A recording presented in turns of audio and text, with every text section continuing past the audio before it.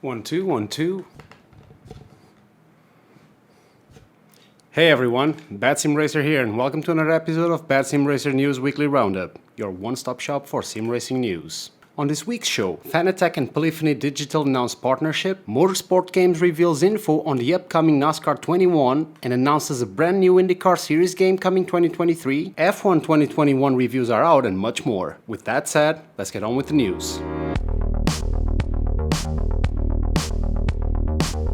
In this week's top story, Fanatec and Gran Turismo announced a partnership that will lead to the development of new racing peripherals. The collaboration is seeking to develop new Gran Turismo licensed racing peripherals using advanced force feedback technology, with the aim to reduce the distinction between the sim racing and real-world racing. When Polyphony Digital released the first title in the Gran Turismo series in 1997, it redefined what was possible in racing games, and was critically acclaimed for its detailed graphics, vast number of licensed cars, and realistic driving physics. Thomas Jakermeyer, NRAG CEO, which is Fanatec's parent company, seems to have finally fulfilled the dream of his and Fanatec, starting the blog post with, "Finally, I waited so many years to make this happen. For many years, Kazunori Yamauchi has pushed the limits on the software side and played a massive role in making sim racing popular. Now, we have joined forces with the shared goal to continue to merge virtual and real-world racing together. We have several exciting projects in the pipeline and I can't wait to see how they perform in Gran Turismo." Kazunori Yamauchi added, "For many years, Fanatec has been one of the outstanding companies on the leading edge of simulation hardware technology. While the quality and performance of their product is impressive, it is their desire to innovate in motorsport that resonates with us the most. Polyphony Digital and Fanatec share the same spirit and long-term ambition, and I'm really excited about what we can create together." Finalizing the blog post, it is stated that it will be Polyphony Digital taking care of the industrial design of the final product, which, in my opinion, doesn't really sound like the best idea. In order for this partnership to happen, Thrustmaster, who was Gran Turismo's official wheel since 2010, had to get kicked to the curb. Thrustmaster official Twitter reads, "We have been working with Polyphony and the Gran Turismo franchise since 2010. It was unexpected to be the only one to do for such a long period. We learned a lot about the competition and the racing community, which allowed us to better understand the needs and desires of the racing community for developing our future products. We are grateful for such an opportunity. We are still under official GT license and we have just launched our TGT2, available now in stores. We are currently the ones on the market delivering wheels officially licensed by PS5 and GT, and we expect to be the only ones this year. Our partnership consists of 4 SKUs, the 300RS GT edition and 3 TGT2 versions, TGT2, TGT2 Servo Base and TGT2 Pack, which contains the servo base plus the wheel. And we are providing TGT hardware to all official Gran Turismo competitors for the current competition. As one of the market leaders for more than 25 years, naturally, we are always working on the different technological options in this field. Later this year, we will reveal new products which will cover different desires of the different sim racing communities. Stay tuned. Thrustmaster has never taken a step back in any field when it's relevant for our passionate communities." Well, first of all, I do hope that Thrustmaster comes back swinging at the competition, because by the end of the day, competition ends up being healthy and a major factor for innovation and better prices.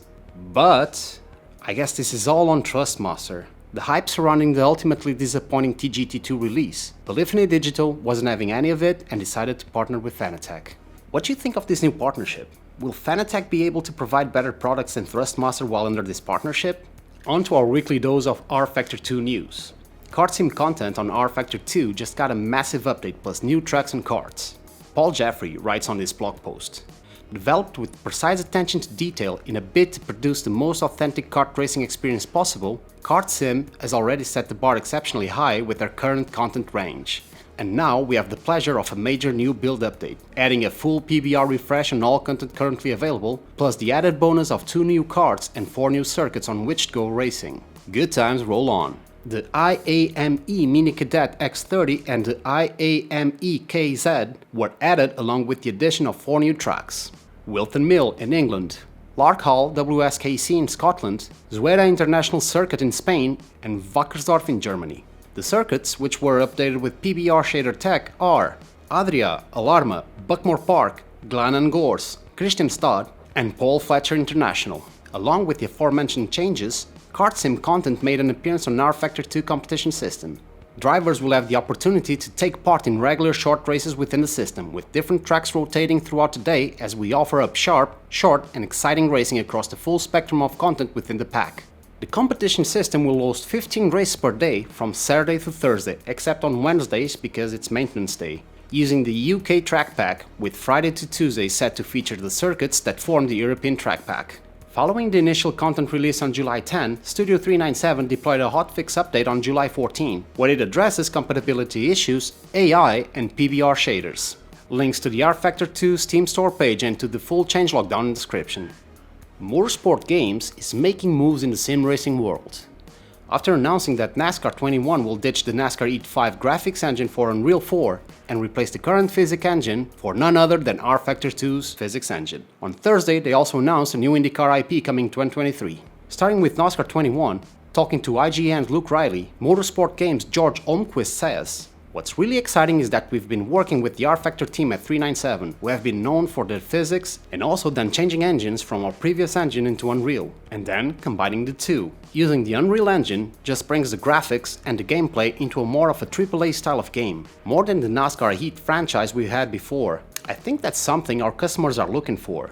If you've seen the screenshots at this point, it is definitely a step up from our previous franchise." NASCAR 21 will also bring to players the ability to create custom liveries by bringing a legitimate paint booth to the game. Olmquist is well aware this is one of the most requested features by the community. Regarding the graphical and physics engine changes, the easy route would have been to create NASCAR Heat 6, add some quality of life features, sell it, move on, flip the game again and again and again. It's just not what we want to do at Motorsport Games. Damn dude, take it easy with the digs at EA Sports. This is from a business standpoint a risky direction to take, but for us sim racers it could only mean that good things are actually coming. Now if only they had VR.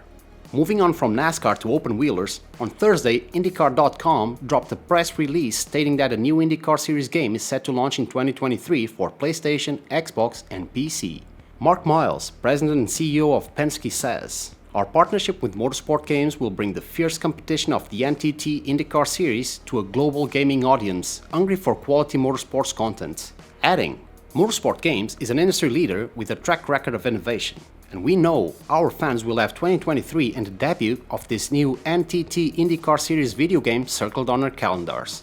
Motorsport Games' portfolio is starting to look like one of the best in the sim racing business, with rFactor 2, Kartcraft, resetting NASCAR in order to be more sim-focused, and now with IndyCar, the company is already set on a very interesting path. There's a massive question floating in the air with this NASCAR and IndyCar series licensing though. If these turn out to be full-fledged simulations with official NASCAR and IndyCar esports events centered around them, where does this leave iRacing, which held the crown for the North American Motorsport Series until now? For information, Motorsport Games holds the license for the 24 Hours of Le Mans, Formula E, BTCC, the FIA World Rallycross Championship and the eNASCAR Heat Pro League, among others. Assetto Corsa Competizione holds the official GT3 and GT4 licenses. And WRC and Formula 1 is it with Codemasters/EA Sports. Is iRacing back to a corner after so many years dominating the sim racing space, or will they do just fine?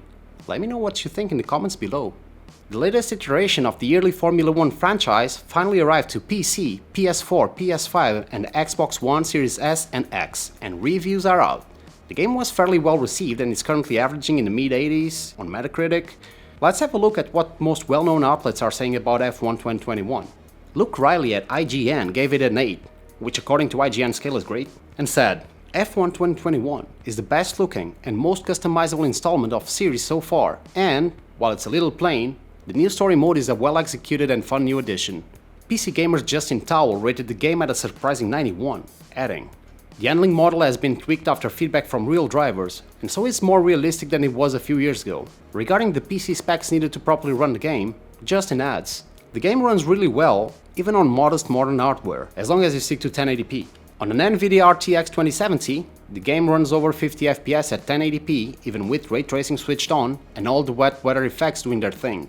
Finally, Martin Robinson from Eurogamer noted that the moving target of a F1 circus that's still weaving its way around the pandemic sees 3 tracks, which are Imola, Portimão, and the all-new street circuit in Jeddah, coming as free post-launch DLC. What's here then is familiar stuff. Pretty much just saying that these 3 tracks are missing from launch date, but they will be added in an indefinite date later on.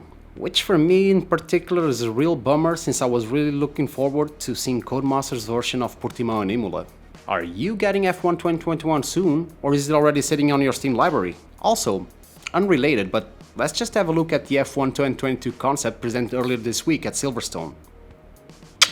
Moving on to the latest installment of the Horizon series. In the latest blog post from ForzaMotorsport.net, the team focused on answering some questions from the fans. Smoldering hot questions like: will there be any animals? Will there be sheep? And the always important, is there a new logo for the Horizon Festival? Made their way into the latest installment of the Forza Horizon 5 Let's Go video series on YouTube. And if you're wondering the answer to all these questions as before, well, yes to sheeps, yes to animals, and yes to new logos. Cool. Jokes aside, there's a lot of relevant info that the team at Playground Games revealed, like weather changes return to FH5 but with a twist.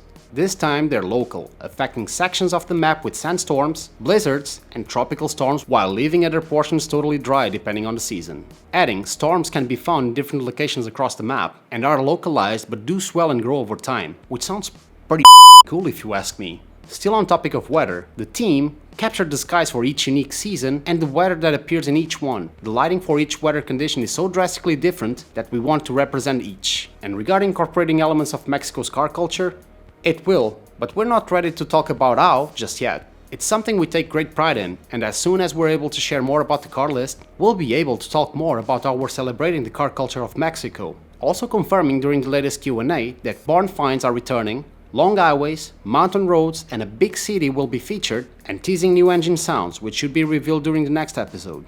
The latest Horizon game I have played was 3, and I loved it. Unfortunately I skipped 4, but I'll be getting this one for sure. Horizon Hype season has started. New Dirt 5 content is coming July 20, with new tracks, cars, playground challenges and more. A massive update is coming July 20th to Dirt 5 in the form of Update 5.00.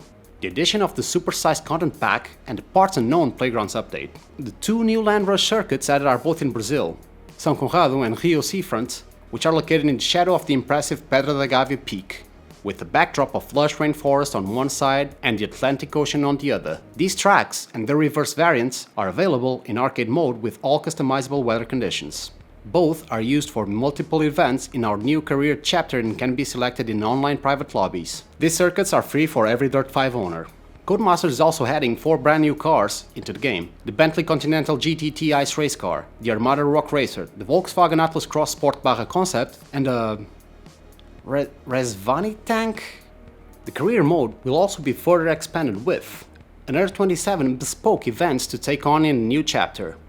Each of the car classes featuring the 4 new vehicles are featured, as is the new San Corrado circuit and events using the new playgrounds items. Also, time trial events have been created for the fresh career chapter.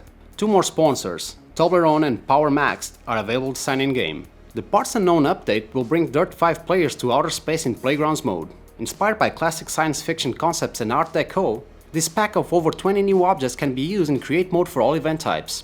Update 5.00 will include more real-world liveries for 5 cars from Dirt 5's roster of off-road machines. Link to the Dirt 5 page down in the description. Let's finalize with this week's highlighted deals. There's a summer sale going on in Raceroom Experience with a 50% off on all tracks and cars and 25% off on all packs. On hardware deals, there's the Simtag Sim Racing Summer Sale going on until 31st of August. Simtag is a very high-end brand that specializes in hydraulic pedal sets and handbrakes. Word of advice, even with the discount prices, these things might not fit everyone's budgets. But, if you want, you are able to afford them, you can't really get any closer to the real thing than with these. Will from Boosted Media has a review of the Simtag Stilton Black Edition Hydraulic on his YouTube page. Link below. If this week's deals tingle your fancy, then you can find the links to the Raceroom Steam store page and the Simtag website down in the description. Also, just to make it clear, this is not an ad. Unfortunately, none of these brands are paying me, and I'm in no way affiliated with either Sector 3 or Simtag. With this, we'll wrap up this week's BadSimRacer News Weekly Roundup. Let me know down below what would you like to see more of. As always, constructive criticism is very much welcomed. Please comment down below, like this video if you liked the video, and I would really appreciate if you hit subscribe as a way to help grow this channel. Doing this massively helps to get this video and channel noticed by the YouTube algorithm. You can also check my other social medias in the description below, and please make sure to follow my Twitch channel at twitch.tv/BadSimRacer.